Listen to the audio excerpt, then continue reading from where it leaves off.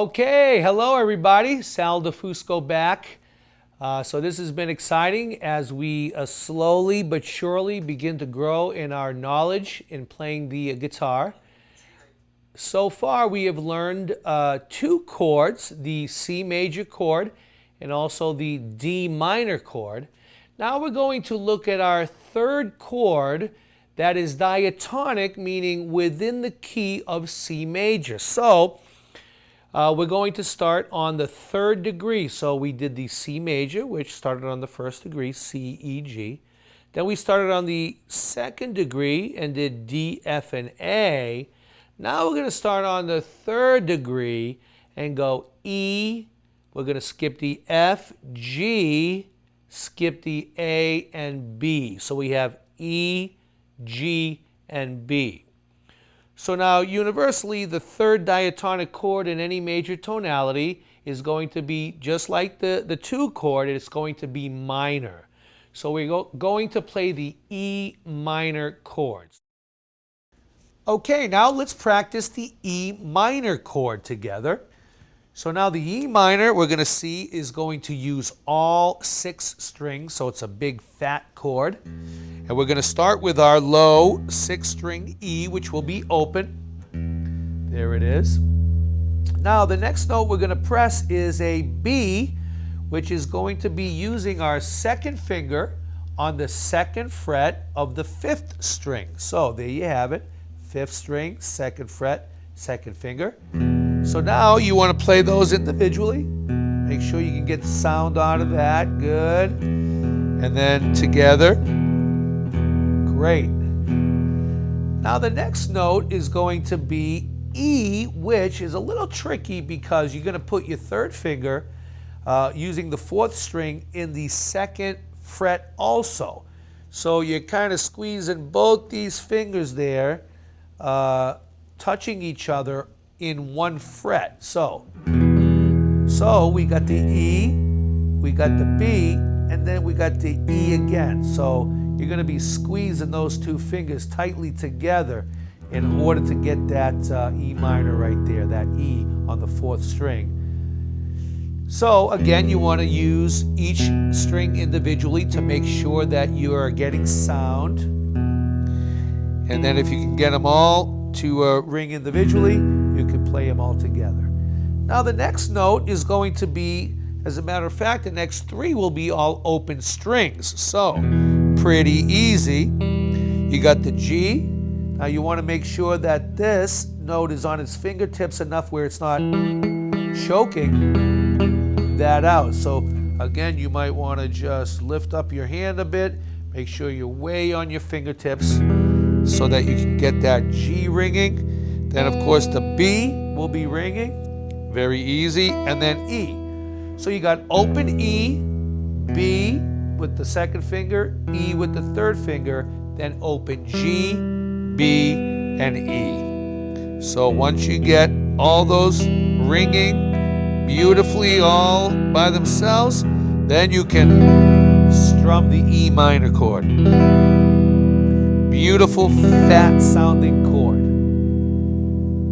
So just like our last lesson, now you not only know 1 chord, you not only know 2 chords, but now you know 3 chords. So the key now is being able to switch smoothly between each chord, right? So remember we had the C major chord. Hopefully you've been practicing this enough where now you can get it to sound pretty good pretty quickly. And then of course you changed from a C to a D minor. Remember that? Both arpeggiated and strumming all the strings at the same time. So hopefully at this point you got this all nice and smooth, whether it be arpeggiated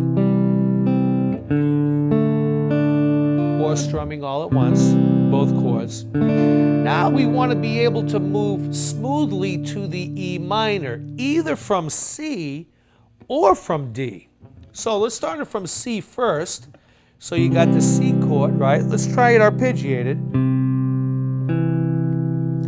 Just quarter notes, 4. Now you're going to switch it to the E minor, right? So you got E, B, E, and G we're only going to use the 4 strings just to be able to arpeggiate for now, so we can get it into 1 bar, 4 quarter notes. And then going back, C, E, G, C, play along with me, switching to the E minor, E, B, E, and G. Back to the C,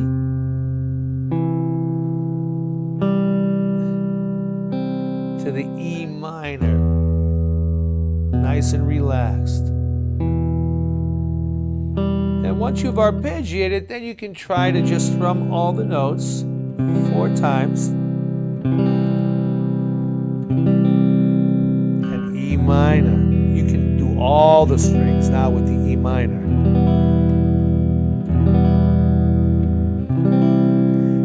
On the C chord, you can play the 5 strings, and then the E minor, you can play all the strings, nice and full. Okay, so we went from the C to the E, so now let's go D minor to E minor. So you remember, here's the D minor. You want to arpeggiate that, make sure all the notes are ringing. Then switch from this to the E minor. Then back to D minor. See, the cool thing is the first note in the arpeggiation is open, so it gives you a little time to get the other notes in there. So D, and then you can kind of, there it is. Becomes a little more difficult when you have to strum all of them at the same time, because you have to have all your fingers down, right? So let's try that now. Strum, strum, strum, strum. Now let's do the E minor. There you go.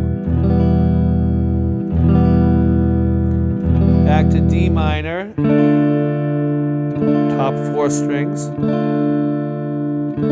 To the E minor. All the strings. One more time.